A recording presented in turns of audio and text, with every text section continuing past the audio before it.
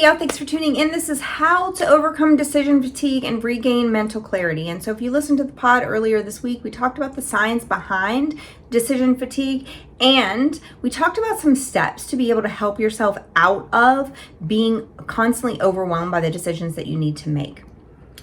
One of the ways that we can reduce that overwhelm is to simplify our decisions, and another is to be able to create a mental space that helps us to be able to preserve our energy for what we actually need to do. Because we talked in the pod about how when your brain is being tasked to do all of these things, sometimes it goes into survival mode because it's like, hey, also, I got to keep you alive. So you're giving me all these other tasks to do, but I'm really focused on keeping you alive.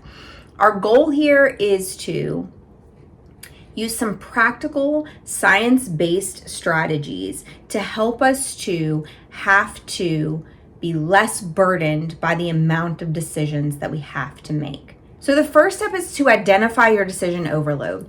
Noticing where you feel stuck is imperative to be able to lessen the load. So are you overthinking small choices? Are you procrastinating? Are you mentally exhausted? Do you feel yourself avoiding things? These are all signs that your brain is overloaded. And so when you start to notice that those things are happening, when you start to notice that you're pushing something to the back burner, when you start to notice that you just feel super overwhelmed when it's a really small choice, that's when you need to stop and say, okay, what decisions from this point to the end of the day are imperative and what can I wait on? Because right now I feel too overwhelmed and my brain is too bogged down by decision making to make a clear decision. The second one is to reduce your unnecessary decisions.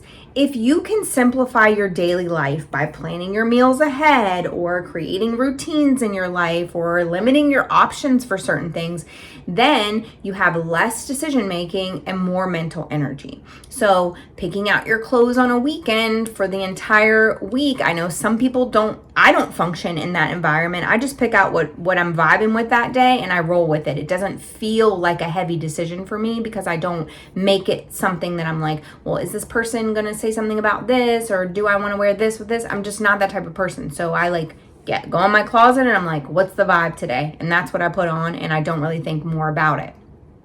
Some people need that structure of planning their things on the weekend for what they're going to do in the week. If that works for you, do it.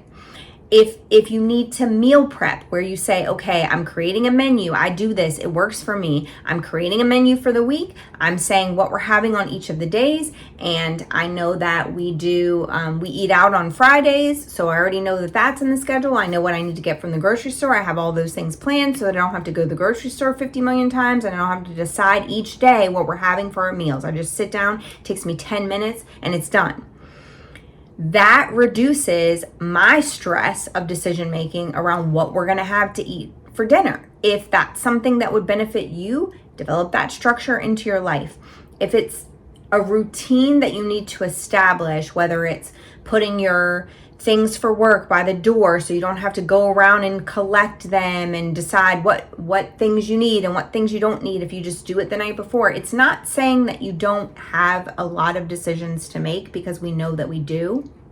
But you're also saying, I don't need to make this decision daily. It's an unnecessary daily decision. Or this decision doesn't need to be made right now, so I'm not going to put that decision on today's plate. I'm going to put it onto a different day because that decision can be made at a different time. Also, we need to learn how to prioritize important decisions. If the decision needs to be made today in order for tomorrow to function or in order to plan for the future, then yes, it deserves your energy today. But if it doesn't, then ask yourself, is this going to matter long term? Is it that serious? And if not, simplify it and move on. You can say, okay, I can make a quick decision about this. It's not that serious. I'm going to move on.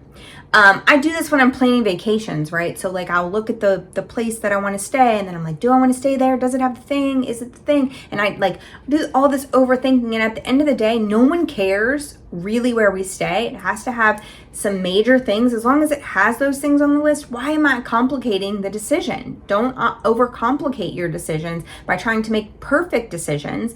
If it doesn't really matter long term, if it's not going to be that big of a deal, then just make the decision and move on. If the decisions that you're making are really not that important, then don't let it fatigue you. Make the decision and go past it.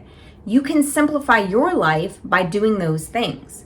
Also, we need to understand that making a decision with values and not emotions is really the crux of this. So when you're overwhelmed, your emotions are going to fluctuate. So you're going to feel a vast array of emotions because you're already overwhelmed. But instead of falling into those emotional pathways, we can ask ourselves, what aligns with my values right now? That's the decision I'm going to make, because values create clarity when your emotions can't be trusted. So if it aligns with my values, that's a great decision. That's what I'm going to go with.